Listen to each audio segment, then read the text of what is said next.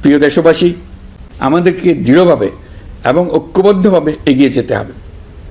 এর কোনো বিকল্প নেই। এর বাস্তবায়নের মাধ্যমে পুরো বিশ্বের কাছে দেশের নতুন ঐক্যবদ্ধ ভাবমূর্তি তুলে ধরা যাবে।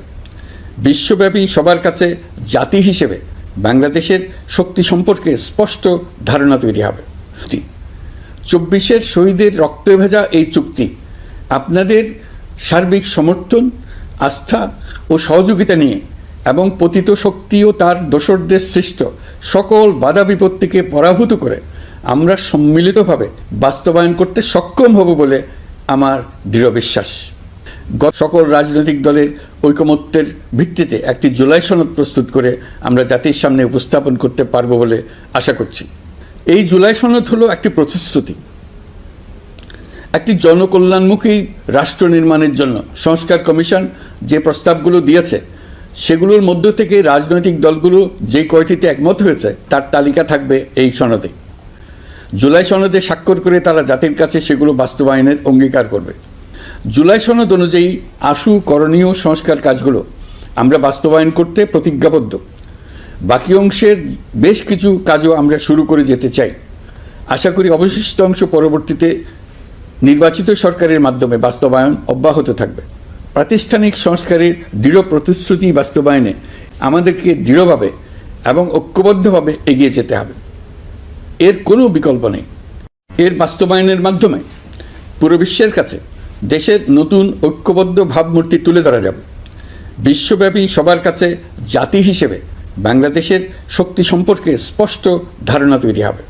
ঐকমত্য কমিশন গঠন করা আমাদের একটি দুঃসাহসিক উদ্যোগ ছিল। অন্য কোনো দেশে এমন কোনো নজির নেই। এর মাধ্যমে আমরা জাতি হিসেবে রাজনৈতিক গভীরতার সন্ধান পেয়েছি। রাজনৈতিক ঐক্যে পৌঁছার জন্য ঐকমত্য কমিশনের সঙ্গে সকল দলের দলগত প্রস্তুতি, ঘন্টার পর ঘন্টা কমিশনের সঙ্গে ঐকান্তিক আলোচনা, জাতীয় লাইভ টেলিভিশনের সামনে সকল দলের ঐকমত্যে পৌঁছার একান্ত প্রয়াস আমাদের রাজনৈতিক ইতিহাসে স্মরণীয় হয়ে থাকবে। এই কমিশনের চেয়ারম্যান হিসেবে আমি সকল রাজনৈতিক দলের কাছে তাদের সীমাহীন ধৈর্য এবং কমিশনের প্রতি তাদের সহযোগিতা এবং সৌজন্য প্রকাশের জন্য জাতির পক্ষ থেকে ধন্যবাদ জানাচ্ছি। আশা করি আমাদের অসমাপ্ত কাজ সমাপ্ত করে শিগগিরই পূর্ণাঙ্গ জুলাই সনদ তৈরি করে জাতির জন্য একটা নতুন পথ নির্দেশনা রেখে যেতে পারব। এই কমিশনের অভিজ্ঞতার মাধ্যমে দেশের যে নতুন রাজনৈতিক সংস্কৃতি গড়ে ওঠার সম্ভাবনা দেখা দিয়েছে, আগামী নির্বাচনের মাধ্যমে যদি সেটা বিকাশমানভাবে স্থায়ী রূপ দিতে পারে তাহলে আমরা ভবিষ্যতের সকল রাজনৈতিক সংকট মোকাবেলা করতে সক্ষম হব। সকল প্রস্তুতি সমাপ্ত করে দেশের সকল মানুষের, কিশোর কিশোরী, তরুণ তরুণী, ছাত্রছাত্রী, কৃষক, জেলে, গৃহিণী, দিনমজুর, শ্রমিক, ব্যবসায়ী, পেশাজীবী, শিল্পী সবাই মিলে চেষ্টা করে একটা সুন্দর নিখুঁত নির্বাচন আয়োজন করে নতুন বাংলাদেশের দৃঢ় ভিত্তি রচনা করব। প্রিয় দেশবাসী, আমি জানি আগামী জাতীয় নির্বাচন কখন হবে সে বিষয়ে সিদ্ধান্ত জানার জন্য রাজনৈতিক দল ও জনগণের মধ্যে বিপুল আগ্রহ রয়েছে। আমি বারবার বলেছি এই নির্বাচন ডিসেম্বর থেকে আগামী বছরের জুনের মধ্যে অনুষ্ঠিত হবে। এই সময়ের মধ্যে দেশের নির্বাচন উপযোগী পরিবেশ সৃষ্টির জন্য যা যা করা দরকার সরকার তাই করছে। এখানে মনে রাখা জরুরি, বাংলাদেশ স্বাধীনতার পর থেকে যতবার গভীর সংকটে নিমজ্জিত হয়েছে তার সবগুলোরই প্রধান কারণ ছিল ত্রুটিপূর্ণ নির্বাচন। ত্রুটিপূর্ণ নির্বাচন প্রক্রিয়ায় বারবার ক্ষমতা কক্ষিগত করার মধ্য দিয়ে একটি রাজনৈতিক দল বর্বর ফ্যাসিস্টে পরিণত হয়েছিল।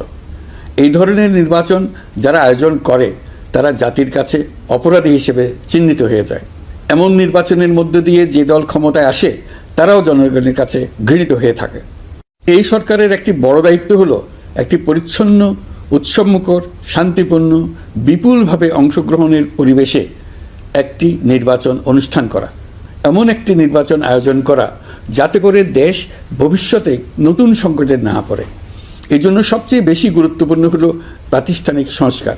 যেই প্রতিষ্ঠানগুলো নির্বাচনের সঙ্গে সরাসরি জড়িত সেগুলোতে যদি সুশাসন নিশ্চিত করা না যায় তাহলে ছাত্র জনতার সকল আত্মত্যাগ বিফলে যাবে।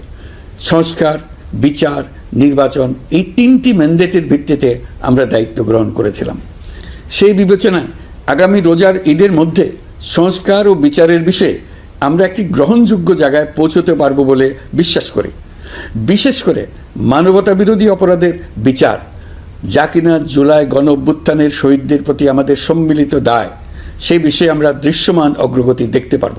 এতে আমাদের উপর আপনাদের অর্পিত ম্যান্ডেট ন্যূনতম হলেও বাস্তবায়ন করে যেতে পারব। সেই বিবেচনায় ও ইতিহাসে সবচেয়ে অবাধ, সুষ্ঠু, প্রতিদ্বন্দ্বিতামূলক ও গ্রহণযোগ্য নির্বাচন আয়োজনের জন্য সকল পক্ষের সঙ্গে আমরা আলোচনা করেছি। পাশাপাশি বিচার, সংস্কার ও নির্বাচন সংক্রান্ত চলমান সংস্কার কার্যক্রম পর্যালোচনা করে আমি আজ দেশবাসীর কাছে ঘোষণা করছি যে আগামী জাতীয় নির্বাচন 2026 সালের এপ্রিলের প্রথমার্ধের যে কোনো একটি দিনে অনুষ্ঠিত হবে। এই ঘোষণার ভিত্তিতে নির্বাচন কমিশন উপযুক্ত সময়ে আপনাদের কাছে নির্বাচনের বিস্তারিত রোডম্যাপ প্রদান করবে। আমরা এমন নির্বাচন চাই যা দেখে অভ্যুত্থানের শহীদদের আত্মা তৃপ্তি পাবে, তাদের আত্মা শান্তি পাবে। আমরা চাই আগামী নির্বাচনে সবচেয়ে বেশি ভোটার, সবচেয়ে বেশি প্রার্থী ও দল অংশ নেক। এটা সবচেয়ে অবাধ, সুষ্ঠু ও নিরপেক্ষ নির্বাচন হিসেবে জাতির কাছে স্মরণীয় হয়ে থাকুক। 1.5 যুগ পরে দেশে সত্যিকারের একটি জনপ্রতিনিধিত্বশীল সংসদ গঠিত হবে। বিপুল তরুণ গোষ্ঠী এবার জীবনে প্রথম ভোট দেওয়ার সুযোগ পাবে। এসব লক্ষ্যে প্রয়োজনীয় সকল পদক্ষেপ নেওয়ার জন্য আমরা জাতির কাছে অঙ্গীকারবদ্ধ। আমি দেশবাসীর প্রতি আহ্বান জানাই, আপনারা সকল রাজনৈতিক দল এবং আপনাদের এলাকার প্রার্থীদের কাছ থেকে সুনির্দিষ্ট অঙ্গীকার আদায় করে নেবেন, যেন আগামী সংসদের প্রথম অধিবেশনেই যেসব সংস্কারের প্রশ্নে ঐকমত্য অর্জিত হয়েছে তা কোনো প্রকার কাটাছেঁড়া ছাড়াই যেন তারা অনুমোদন করেন। আপনারা ওয়াদা আদায় করে নেবেন যে তারা বাংলাদেশের স্বাধীনতা, সার্বভৌমত্ব, আঞ্চলিক অখণ্ডতা এবং জাতীয় মর্যাদার প্রশ্নে কখনো কোনো প্রকার আপোষ করবেন না এবং দেশের বাইরের কোনো শক্তির কাছে দেশের স্বার্থ বিকিয়ে দেবেন না। আপনারা তাদের কাছে সুনির্দিষ্ট প্রতিশ্রুতি আদায় করে নেবেন এই মর্মে যে তারা কখনোই কোনো অবস্থাতেই আপনাদের গণতান্ত্রিক অধিকার ও মানবিক মর্যাদার ক্ষুণ্ণ করবেন না। আপনারা তাদের কাছে অঙ্গীকার আদায় করে নেবেন যে তারা সম্পূর্ণ সততা ও স্বচ্ছতার সাথে দেশ পরিচালনা করবেন এবং সকল প্রকার দুর্নীতি, দলীয়করণ, টেন্ডারবাজি, সিন্ডিকেটবাজি, চাঁদাবাজি, সন্ত্রাসী কর্মকাণ্ড ইত্যাদি গণবিরোধী কাজ থেকে নিজেদেরকে সম্পূর্ণভাবে মুক্ত রাখবেন। আমি আপনাদের আবারও স্মরণ করিয়ে দিতে চাই যে এবারের নির্বাচন শুধু শান্তিপূর্ণ নির্বাচন করার বিষয় নয়, এটা ছাত্র জনতার অভ্যুত্থানের আকাঙ্ক্ষা নতুন বাংলাদেশ গড়ার নির্বাচন। এই নির্বাচনে পরিচিত দলগুলিই থাকবে, তাদের পরিচিত মার্কাগুলিই থাকবে, কিন্তু ভোটারকে বের করে আনতে হবে যে এই মার্কার পেছনে আপনার কাছে ভোট প্রার্থীরা কে কতটুকু নতুন বাংলাদেশ গড়ার জন্য প্রস্তুত, কে কতটা প্রতিজ্ঞাবদ্ধ। আমরা যারা এই নির্বাচনে ভোটার হব তারা অত্যন্ত সৌভাগ্যবান এবং সৌভাগ্যবতী। আমরা একটা অনন্য ঐতিহাসিক ভূমিকা পালনের সুযোগ ও দায়িত্ব পাচ্ছি। আমরা জাতির নতুন যাত্রাপথ তৈরি করে দেওয়ার দায়িত্ব পাচ্ছি। আমরা নতুন রাজনৈতিক সংস্কৃতি সৃষ্টির মহান সুযোগটা পাচ্ছি। আমাদের সুচিন্তিত ভোটের মাধ্যমেই নতুন বাংলাদেশ নির্মিত হবে, শহীদদের রক্তদান সার্থক হবে। আশা করি বিষয়টা নিয়ে চিন্তাভাবনা করেই সবাই ভোট কেন্দ্রে যাব এবং দৃঢ়প্রত্যয়ে ভোট দেব। এখন থেকে ভাবনা চিন্তা শুরু করুন, আলোচনা শুরু করুন। এখন থেকে আপনাদের ভোটের গুরুত্বটা বুঝে নিন। আপনার এবারের ভোটের গুরুত্ব ঐতিহাসিক মানদণ্ডে দেখা হবে। প্রিয় দেশবাসী, আমাদের সবসময় মনে রাখতে হবে পতিত ফ্যাসিবাদ ও তার দেশি বিদেশি দোসররা নতুন বাংলাদেশ গড়ার সম্মিলিত প্রচেষ্টাকে পদে পদে বাধাগ্রস্ত করার চেষ্টা চালিয়ে যাচ্ছে। তারা নানামুখী অপপ্রচারে লিপ্ত। তারা সবসময় চাইবে জুলাই অভ্যুত্থানের মাধ্যমে তৈরি হওয়া জাতীয় ঐক্যের শক্তিকে পরাভূত করতে, গণতান্ত্রিক আকাঙ্ক্ষা বাস্তবায়নের প্রচেষ্টাকে লাইনচ্যুত করতে এবং বাংলাদেশকে পুনরায় করায়ত্ত করতে।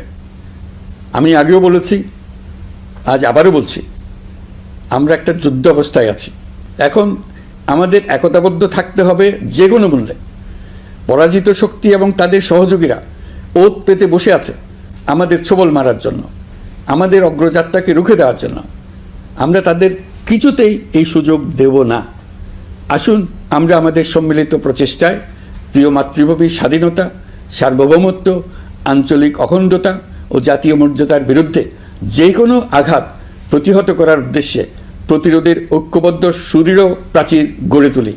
লোভ, স্বার্থপরতা, হিংসা বিদ্বেষ মুক্ত হয়ে দীর্ঘমেয়াদে বাজারের জিনিসপত্রের দাম স্থিতিশীল রাখতে আমরা তৎপর হয়েছি। কোনো জিনিসের দাম যাতে আকস্মিকভাবে বেড়ে না যায় সেদিকে আমরা সর্বোচ্চ নজর দিয়েছি। ফলে এবার আলু, পেঁয়াজ, ডিম, চিনি, শাকসবজি, তরিতরকারি ও মশলাসহ অধিকাংশ পণ্যের দাম গত বছরের তুলনায় কমেছে। আমরা সার্বিক বাজার ব্যবস্থাকে দুর্বৃত্তদের চক্র থেকে বের করে এনে বাজারে একটা প্রতিযোগিতামূলক পরিবেশ তৈরি করতে পেরেছি। জনগণকে ন্যায্য মূল্যে নিত্য প্রয়োজনীয় জিনিস পৌঁছে দিতে সরকারের সব রকমের চেষ্টা অব্যাহত আছে। পাশাপাশি দেশবাসী যাতে নির্বিঘ্নে যাতায়াত করতে পারেন সেজন্য সরকার সর্বোচ্চ ব্যবস্থা নিয়েছে। আইনশৃঙ্খলা বাহিনীর সদস্যরা মানুষের জানমালের নিরাপত্তায় সজাগ রয়েছেন। বিপুল সংখ্যক কর্মকর্তা কর্মচারী এবং পুলিশ ও সেনাবাহিনীর সদস্যরা অক্লান্ত পরিশ্রম করছেন। আমি তাদের প্রতি আন্তরিক কৃতজ্ঞতা জানাচ্ছি। আগামী দিনে কখনোই বাস, রেল ও বিমান যাত্রায় কোনো ধরনের অনিয়ম যাতে না হয় সেজন্য সরকার একটি কেন্দ্রীয় অনলাইন টিকেটিং প্ল্যাটফর্ম করতে যাচ্ছে, যেখানে এই একই প্ল্যাটফর্ম থেকেই যাত্রীরা খুব সহজেই বাস, ট্রেন ও ফ্লাইটের টিকিট ক্রয় করতে পারবেন। একই রকমভাবে সব ধরনের সরকারি সেবা যাতে জনগণের দোরগোড়ায় পৌঁছে যায় সেজন্য নাগরিক সেবা বাংলাদেশ এই নামে একটি সেন্টার পরিচালিত হচ্ছে। দেশের সর্বত্র শহরে, হাটে বাজারে তরুণ তরুণীদের মাধ্যমে বেসরকারি ব্যবস্থাপনায় সার্ভিস সেন্টার স্থাপনের কাজ শুরু করেছে। এটি ঢাকা শহরে কয়েকটি সেবা কেন্দ্রের মাধ্যমে শুরু হয়েছে। প্রশিক্ষণপ্রাপ্ত স্থানীয় তরুণ উদ্যোক্তারা নাগরিক সেবা কেন্দ্র থেকে সাধারণ নাগরিকদের এনআইডি, পাসপোর্ট, লাইসেন্স, পুলিশের কাছে জিডি করা, কর ফাইলিং করা সহ বিভিন্ন সরকারি ডিজিটাল সেবা দেবেন। এর ফলে দালাল চক্রের খপ্পর থেকে মুক্তি পাওয়া যাবে। নানা রকম হয়রানি ও ভোগান্তি কমবে বলে আমরা আশাবাদী। এই প্রজেক্ট শূন্য বাজেটে আমরা শুরু করেছি। দেশের বিদ্যমান অব্যবহৃত সম্পদ ব্যবহার করেই সামনে এগিয়ে চলা সম্ভব, এটাই আমরা বাস্তবে করে দেখার চেষ্টা করছি। আমাদের চেষ্টা হচ্ছে প্রতিটি মন্ত্রণালয় থেকে যতগুলি সেবা এর আওতায় আনা যায় সবগুলোকে নিয়ে আসা। আমরা চেষ্টা করছি যাতে শিশু জন্মগ্রহণ করা মাত্রই তার জন্ম সনদ পেয়ে যায়। ওটাই হবে তার নাগরিক স্বীকৃতি এবং রাষ্ট্র কর্তৃক তার দায়িত্ব গ্রহণের অঙ্গীকার। ওইখান থেকেই যাবতীয় সকল সনদ সে তার নাগরিক অধিকার হিসেবে ক্রমাগতভাবে সম্মানের সঙ্গে পেতে থাকবে। এক অফিস থেকে আরেক অফিসে তার দৌড়াতে হবে না, দালালের পেছনে মাসের পর মাস ঘুরতে হবে না। বিদেশ সফরে গেলে সেখানকার প্রবাসী বাংলাদেশিরা প্রায় আমাদেরকে সরকারি সেবা পেতে নানা রকম দুর্ভোগের কথা জানান। প্রবাসীদের জন্য বিদেশে তাদের নিজ নিজ শহরে আমরা বেসরকারি উদ্যোগে পরিচালিত নাগরিক সেবা কেন্দ্র স্থাপনের উদ্যোগ নিচ্ছি। সেখান থেকেই তারা পাসপোর্ট নবায়ন, জাতীয় পরিচয়পত্র ইত্যাদি সংগ্রহ করতে পারবেন। এগুলো কঠিন কাজ, এগুলোকে কঠিন করা হয়েছে, কিন্তু এখন সরকারের অভ্যন্তরে সাহসী ও উদ্যোগী সিনিয়র সচিব এবং ডিজিদের সহযোগিতায় অন্তর্বর্তী সরকারের মেয়াদকালে আমরা এটা সমাপ্ত করতে বদ্ধপরিকর। প্রিয় দেশবাসী, আপনারা জানেন ঐতিহাসিক অভ্যুত্থানের পর এই সরকার যখন দায়িত্ব গ্রহণ করে তখন দেশের অর্থনৈতিক অবস্থা ছিল ভয়াবহ। ভয়ঙ্করভাবে যুদ্ধবিধ্বস্ত দেশের অর্থনীতিও এতটা খারাপ থাকে না যতটা খারাপ করে দিয়েছে 16 বছরের লাগামহীন লুটপাটতন্ত্র। আশার বিষয় হচ্ছে শুধু ব্যাংক নয়, প্রত্যেকটি আর্থিক প্রতিষ্ঠান এখন ঘুরে দাঁড়িয়েছে। জনগণের আমানত এখন নিরাপদ। অর্থনীতির অধিকাংশ সূচক ইতিবাচক ধারায় ফিরে এসছে। আমাদের অর্থনীতির ইতিবাচক ধারা বিদেশি বিনিয়োগকারীদেরকেও আকৃষ্ট করছে। বৈদেশিক মুদ্রার রিজার্ভ শূন্যে নেমে যাওয়ার ভয়ে পতিত সরকার বিদেশি ব্যবসায়ীদের আয় নিজ দেশে নিতে দিচ্ছিল না। আমরা সেটা নিরসন করেছি। বৈদেশিক মুদ্রার রিজার্ভকে ইতিবাচক অবস্থায় নিয়ে আসতে পেরেছি। এই অর্থ বছরে আমরা চেষ্টা করেছি এমন একটি বাজেট দিতে যা সত্যিকার অর্থে জনকল্যাণমুখী হয়। দেশের ইতিহাসে প্রথমবারের মতো একটি বাজেট তার আগের বছরের চেয়ে ছোট হয়েছে। প্রবৃত্তিকেন্দ্রিক ধারণা থেকে সরে এসে আমরা চেষ্টা করেছি সামগ্রিক উন্নয়নের ধারণায় জোর দিতে। এই বাজেট প্রথাগত ভৌত অবকাঠামো তৈরির খতিয়ান নয়। এই বাজেটে প্রাধান্য দেওয়া হয়েছে মানুষকে। নজরদারি বৃদ্ধির ফলে রপ্তানি আয় বেড়েছে। অর্থনীতির দুঃসময়ে আমাদের প্রবাসী ভাই বোনেরা রেমিটেন্স যোদ্ধা হিসেবে এগিয়ে এসছেন, যার ফলে রেমিটেন্স প্রবাহ উল্লেখযোগ্যভাবে বৃদ্ধি পেয়েছে। আমি জাতির পক্ষ থেকে সকল রেমিটেন্স যোদ্ধাকে কৃতজ্ঞতা জানাচ্ছি। স্বৈরাচারী সরকারের পতনের পর অর্থ পাচার রোধে কঠিন পদক্ষেপ নিয়েছে অন্তর্বর্তী সরকার। এছাড়া পুরনো আমদানির দায় পরিশোধ হওয়ায় বৈদেশিক মুদ্রার রিজার্ভের উপরও চাপও কমেছে। রাজস্ব আদায় বাড়ানোর জন্য পূর্ব ঘোষণা অনুযায়ী জাতীয় রাজস্ব বোর্ড NBR ভেঙে অর্থ মন্ত্রণালয়ের অধীনে রাজস্ব নীতি বিভাগ এবং রাজস্ব ব্যবস্থাপনা বিভাগ নামে দুটি স্বতন্ত্র বিভাগ প্রতিষ্ঠা করা হয়েছে। এটি একটি বড় কাঠামোগত সংস্কার। এই সিদ্ধান্তের ফলে বিশাল আকারের দুর্নীতি কমবে, রাজস্ব ব্যবস্থার দক্ষতা বাড়বে, স্বার্থের দ্বন্দ্ব কমবে এবং রাজস্ব আহরণের আওতা সম্প্রসারিত হবে। অর্থনীতি সহ বিগত মাসগুলোতে সরকারের প্রত্যেকটি মন্ত্রণালয় ছোট বড় বহু সংস্কারের উদ্যোগ নিয়েছে। মোট 54টি মন্ত্রণালয়ে 1000-এর উপরে সংস্কার ও উন্নয়ন সংক্রান্ত পদক্ষেপ নেওয়া হয়েছে। এর পাশাপাশি আমরা যে সংস্কার কমিশন করেছিলাম তাদের সুপারিশের মধ্য থেকে আশু করণীয় সুপারিশগুলো দ্রুত বাস্তবায়নের জন্য মন্ত্রণালয়গুলো কাজ করে যাচ্ছে। 54টি মন্ত্রণালয়ে 129টি সুপারিশ বাস্তবায়ন করা হয়েছে। এই সকল সংস্কার কাজের মধ্যে কয়েকটি চুম্বক অংশ আজ আপনাদের সামনে তুলে ধরতে চাই। আইন ও বিচার বিভাগ মোট 33টি গুরুত্বপূর্ণ সুপারিশ ইতিমধ্যে বাস্তবায়ন করেছে। এর মধ্যে উল্লেখযোগ্য হল ইন্টারন্যাশনাল ক্রাইমস ট্রাইব্যুনাল অ্যাক্ট 1973 সংশোধন ও পুনর্গঠন করে আইনটি আন্তর্জাতিক মানের সাথে সামঞ্জস্যপূর্ণ করা। বিচার বিভাগীয় সংস্কার কমিশনের প্রস্তাব অনুযায়ী সুপ্রিম কোর্ট বিচারক নিয়োগ অধ্যাদেশ 2025 প্রণয়ন ও জারি করা হয়েছে। এর অধীনে প্রথমবারের মতো বাংলাদেশের ইতিহাসে গণবিজ্ঞপ্তির মাধ্যমে সুপ্রিম কোর্টে বিচারক নিয়োগের সুযোগ তৈরি হয়েছে। দেওয়ানি কার্যবিধির সংশোধন করা হয়েছে, যার ফলে এখন বাদীকে আর দিনের পর দিন সশরীরে আদালতে যেতে হবে না। এক একটি দেওয়ানি মামলা নিষ্পত্তি হতে আগে যত সময় লাগত, এই সংশোধনীর ফলে সময়সীমা অর্ধেকে কমিয়ে আনা সম্ভব হবে বলে আমরা মনে করছি। দেশের 1000-এর বেশি অবকাঠামো এবং প্রতিষ্ঠানের নাম পলাতক প্রধানমন্ত্রীর বাবা, মা, ভাই, বোন, আত্মীয় স্বজনের নামে প্রতিষ্ঠিত করা হয়েছিল। তার মধ্যে ছিল সেনানিবাস, বিমানঘাঁটি, নৌবাহিনীর জাহাজ, মেগা সেতু, সড়ক, স্থাপনা, স্কুল, কলেজ, বিশ্ববিদ্যালয়, হাসপাতাল, গবেষণা কেন্দ্র, আরও বহু কিছু। এগুলো সব নাম পরিবর্তন করা হয়েছে। নারী ও শিশু নির্যাতন দমন আইন সংশোধন করা হয়েছে। প্রবাসী ভাই বোনদের অনেক দিনের দাবির পরিপ্রেক্ষিতে পাওয়ার অফ অ্যাটর্নি বিধিমালা সংশোধন করা হয়েছে। এখন পুরনো পাসপোর্টে নো ভিসা রিকোয়ার্ড স্টিকার থাকলে কিংবা জন্মসনদ থাকলে বিদেশ থেকে পাওয়ার অফ অ্যাটর্নি সম্পাদন করতে পারবে। আগামী 2 মাসের মধ্যে আইনগত সহায়তা কার্যক্রম ব্যাপকভাবে বিস্তার করা হবে। বছরে এখন গড়ে 35,000 মামলা নিষ্পত্তি হয়। আমাদের লক্ষ্য এটিকে 2 লক্ষ মামলায় উন্নতি করা।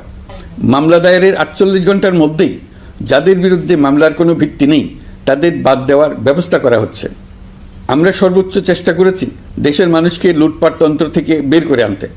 আপনারা জানেন, বিগত 16 বছরে উন্নয়নের নামে মেগা প্রকল্প নিয়ে কী পরিমাণ লুটপাট হয়েছে। মেগা প্রকল্পগুলো যেন হয়ে উঠেছিল মেগা ডাকাতির প্রকল্প। আমরা দায়িত্ব গ্রহণের পরপরই বিভিন্ন উন্নয়ন প্রকল্প পুনরায় মূল্যায়ন করে দেখেছি যে প্রায় সব প্রকল্পেই ভৌতিক ব্যয় ধরা হয়েছে। শুধুমাত্র সড়ক পরিবহন ও মহাসড়ক বিভাগ, সেতু বিভাগ, রেল মন্ত্রণালয়, বিদ্যুৎ বিভাগ, জ্বালানি ও খনিজ সম্পদ বিভাগ, এই 5টি বিভাগে ব্যয় সংকোচ করা হয়েছে 46,308 কোটি টাকা। এই টাকা দিয়ে জ্বালানি খাতে সমস্ত বকেয়া মিটিয়ে দিয়ে বকেয়ার পরিমাণ শূন্যে নামিয়ে আনা হয়েছে। বৈদেশিক ঋণ পরিশোধ করে সব ধরনের ঋণের ফাঁদ থেকে বেরিয়ে আসা আমাদের অগ্রাধিকার। দেশে বিনিয়োগ বাড়ানো ও নতুন কর্মসংস্থান তৈরিতে আমাদের গুরুত্ব দিতেই হবে। তা না হলে এদেশকে আমরা যে স্থানে নিয়ে যেতে চাই সেখানে নিয়ে যাওয়া সম্ভব হবে না। বিনিয়োগ ও কর্মসংস্থানের ব্যাপারে রাজনৈতিক দল ও জনগণ আমাদের সর্বাত্মক সমর্থন করছেন। সকলের মধ্যে ব্যাপক আগ্রহ, কৌতূহল আমাদের অনুপ্রেরণা যোগাচ্ছে। সংশ্লিষ্টদের সঙ্গে আলোচনা করে বিনিয়োগ পরিবেশ উন্নত করতে 30টি মূল সংস্কার কাজকে অগ্রাধিকার দেওয়া হয়েছে এবং ইতিমধ্যে 18টি সুপারিশ বাস্তবায়ন করা হয়েছে। বিনিয়োগ বান্ধব পরিবেশ গড়ে তুলতে এবং দেশি বিদেশি শিল্প প্রতিষ্ঠানের মধ্যে সংযোগ সৃষ্টি করতে আমরা সর্বোচ্চ চেষ্টা করে যাচ্ছি। গত অক্টোবর হতে মার্চ পর্যন্ত নেট বিদেশি বিনিয়োগ এসছে মোট 756 মিলিয়ন মার্কিন ডলার, অর্থাৎ প্রায় 9,247 কোটি টাকা। বাংলাদেশ ইনভেস্টমেন্ট সামিট 2025-এ নির্দিষ্ট খাতভিত্তিক সেশনের মাধ্যমে ব্যবসায়ী চেম্বার, ব্যাংক ও বেসরকারি খাতের অন্যান্য অংশীদারদের মধ্যে আলোচনা হয়েছে। ইনভেস্টমেন্ট সামিটে বিদেশি বিনিয়োগকারীরা ও রাজনৈতিক দলগুলোর মধ্যেও আলোচনার জন্য আলাদা ব্যবস্থা রাখা হয়েছিল, যাতে করে পরবর্তীতে যে দলই ক্ষমতায় আসুক না কেন তারা যেন বিনিয়োগ বান্ধব বাংলাদেশ গড়তে নিজেদের প্রতিশ্রুতির কথা জানাতে পারেন। সম্প্রতি চীনের বাণিজ্যমন্ত্রী চীনের 100টি কোম্পানির প্রায় 150 বিনিয়োগকারী ও ব্যবসায়ী নিয়ে বাংলাদেশে এসছেন। আমরা আশা করছি খুব দ্রুতই বড় আকারের বিদেশি বিনিয়োগ দেখতে পাব। সম্প্রতি আমি চীন, কাতার, জাপান সহ কয়েকটি দেশ সফর করেছি। এসব সফরেও বিভিন্ন বৈঠকে বাংলাদেশের অর্থনৈতিক সম্ভাবনা অগ্রগতির কথা তুলে ধরেছে। দ্বিপাক্ষিক বাণিজ্য বিনিয়োগের বিষয়ে ফলপ্রসূ আলোচনা হয়েছে। আরও বেশি সংখ্যক বাংলাদেশি যাতে বিদেশে কর্মসংস্থানের সুযোগ পায় সে চেষ্টা করেছে। বাংলাদেশে কাতারি বিনিয়োগকারীদের জন্য একটি বিশেষ অর্থনৈতিক অঞ্চল গড়ে তোলার বিষয়ে আমাদের মধ্যে আলোচনা হয়েছে। বাংলাদেশের লাখো লাখো ছেলেমেয়েরা মাদ্রাসায় পড়াশোনা করে, তাদের জন্য প্রযুক্তি শিক্ষা ও বিদেশি ভাষা শিক্ষা চালু করতে আমরা কাতার চ্যারিটির সাহায্য চেয়েছি। গত মাসে আমি জাপান সফরে গিয়েছিলাম। এই সফরে জাপানের প্রধানমন্ত্রী বাংলাদেশকে বাজেট সহায়তা ও রেলপথ উন্নয়নের জন্য $1 বিলিয়ন মার্কিন ডলারের ঋণ ঘোষণা করেছেন। দ্বিপাক্ষিক 3টি চুক্তিপত্র বিনিময় হয়েছে। এই সফরে দুই দেশের মধ্যে অর্থনৈতিক বিনিয়োগ ও অন্যান্য সহযোগিতার ক্ষেত্রে 6টি সমঝোতা স্মারক অর্থাৎ MOU স্বাক্ষর হয়েছে। বাংলাদেশের কর্মশক্তির দক্ষতা বৃদ্ধি এবং জাপানে তাদের কর্মসংস্থান সহজতর করার লক্ষ্যে জাপানের সঙ্গে আমরা 2টি সমঝোতা স্মারকে স্বাক্ষর করেছি। জাপানের শ্রমিক সংকট রয়েছে। আমরা আগামী 5 বছরে জাপানে 1 লক্ষ কর্মী পাঠানোর চুক্তি সই করেছি। এর চাইতে আরও বেশি শ্রমিক ক্রমাগতভাবে পাঠানোর আয়োজন করে এসছে। প্রিয় দেশবাসী, 1971 সালে বাংলাদেশ স্বাধীন হওয়ার পর অর্থনৈতিকভাবে আমাদের যে উন্নতির শিখরে থাকার কথা ছিল, বিশ্বের কাছে মাথা উঁচু করে দাঁড়াবার কথা ছিল, সেই উচ্চতায় আমরা পৌঁছতে পারিনি। আমরা চাই বাংলাদেশ দক্ষিণ এশিয়ার অর্থনৈতিক প্রাণকেন্দ্র হিসেবে প্রতিষ্ঠিত হোক। এই কারণে বিনিয়োগ পরিষেবার উন্নয়নের পাশাপাশি বন্দরের সক্ষমতা বাড়াতে উদ্যোগ নিয়েছি। এটা করা সম্ভব না হলে দেশের কোটি কোটি মানুষের বেকারত্ব ঘুচবে না, অর্থনৈতিক সংকট রয়েই যাবে। চট্টগ্রাম বন্দর নিয়ে অনেকের মধ্যে কৌতূহল তৈরি হয়েছে। মাঝে মাঝে এমন কথাও শুনেছি যে এই বন্দর বিদেশিদেরকে নাকি দিয়ে দেওয়া হচ্ছে। আমি আগেও জানিয়েছি, চট্টগ্রাম বন্দর হলো বাংলাদেশের অর্থনীতির হৃৎপিণ্ড। বর্তমানে এই হৃৎপিণ্ড অতি দুর্বল। এখন যে অবস্থায় আছে সেই অবস্থায় তাকে রেখে দিলে আমাদের অর্থনীতিকে সামনে এগিয়ে নিয়ে যাওয়া সম্ভব হবে না। এই হৃৎপিণ্ডকে বড় করতে হবে, মজবুত করতে হবে, সুঠাম করতে হবে। তা করতে হলে বহু উদ্যোগ গ্রহণ করতে হবে, অভিজ্ঞদের সাহায্য লাগবে। আমরা যাদের সঙ্গে যোগাযোগ করেছি তারা বন্দর ব্যবস্থাপনায় বিশ্বের সেরা, সবচেয়ে অভিজ্ঞ। তারা ইউরোপ, কানাডা, অস্ট্রেলিয়া, চীন, দক্ষিণ কোরিয়া, ভারত, পাকিস্তান, তুরস্ক, মধ্যপ্রাচ্য ও আফ্রিকা সহ বিশ্বজুড়ে বন্দর পরিচালনা করে। তাদের কাজ বন্দর ব্যবস্থাপনা। আমাদের লক্ষ্য হলো বন্দর ব্যবস্থাপনার কাজ যত তাড়াতাড়ি সম্ভব তাদের কাছ থেকে শিখে নেওয়া। আমি গ্যারান্টি দিয়ে বলতে পারি, যদি 31 সালের মধ্যে আমরা বন্দরের কাজ শিখে ফেলি, এর পরবর্তী 5 বছরে অর্থাৎ 36 সালের মধ্যে পৃথিবীর যত দেশে যত বন্দর এই কোম্পানিগুলো চালায় তাদের বহু বন্দর এই বাংলাদেশিরাই পরিচালনা করবে। আপনারা যে বন্দরেই পা দেবেন দেখবেন সেখানে বাংলাদেশিরা আছেন। বহু লোকের কর্মসংস্থান হবে, বহু লোকের উপরে ওঠার সুযোগ হবে। তাদের নিজেদের প্রয়োজনেই তারা আমাদের চাকরি দেবে। আগে যে কোনো জাহাজে চড়লে দেখতাম জাহাজের নাবিক চট্টগ্রামের কিংবা সিলেটের। বন্দরের কাজ একবার শিখে নিতে পারলে ভবিষ্যতে আমরা যে বন্দরে যাব না কেন দেখব সেখানে চট্টগ্রাম, নোয়াখালী, সিলেট আর বরিশালের লোক, বাংলাদেশের লোক। আমাদের বন্দর যদি আধুনিক হয় তা শুধু বাংলাদেশের অর্থনীতিতেই ভূমিকা রাখবে না, বরং আমরা নেপাল, ভুটান সহ পার্শ্ববর্তী সকল দেশের অর্থনীতিতে ইতিবাচক ভূমিকা রাখতে সক্ষম হব। এই বন্দরই হবে অঞ্চলের অর্থনীতির সমৃদ্ধির চাবিকাঠি। কুমিরা থেকে টেকনাফ পর্যন্ত নানা বন্দরের কর্মচাঞ্চল্যে সমগ্র উপকূল অঞ্চল দক্ষিণ এশিয়ার একটি গুরুত্বপূর্ণ অর্থনৈতিক প্রাণকেন্দ্র হিসেবে প্রতিষ্ঠিত হবে। এই পুরো অঞ্চলে অনেকগুলো শিল্পাঞ্চল গড়ে উঠবে শুধু সমুদ্রের সান্নিধ্য এবং তার ব্যবহারের দক্ষতার কারণে। তার সঙ্গে গড়ে উঠবে আরেকটি নতুন শিল্প, আধুনিক পদ্ধতিতে সমুদ্রে মাছ পালন, আহরণ ও প্রক্রিয়াজাতকরণের শিল্প। এটি আরেকটি নতুন জগৎ সৃষ্টি করবে। এই ব্যাপারে আমরা আমাদের বন্ধু দেশগুলোর সঙ্গে আলোচনা শুরু করেছি এবং তারা উৎসাহ সহকারে সাড়া দিয়েছেন। বন্দর ব্যবস্থাপনার জন্য আমরা যাদেরকে আনছি তারা পৃথিবীর যেসব দেশে কাজ করে সেসব কোনো দেশেরই সার্বভৌমত্ব, জাতীয় নিরাপত্তা হুমকির মুখে পড়েনি। আমি দেশবাসীর প্রতি আহ্বান জানাই, আপনারা নিজেদেরকে ভিত্তিহীন বিরোধিতা এবং অপপ্রচারের শিকার হতে দেবেন না। অন্তর্বর্তীকালীন সরকারের বন্দর ব্যবস্থাপনার উদ্যোগে আপনাদের দৃঢ় সমর্থন অব্যাহত রাখুন। যারা বিরোধিতা করছে তাদের প্রতিহত করুন। আপনারা জানেন আমাদের দেশে এখন 12 লক্ষ রোহিঙ্গা বসবাস করছে।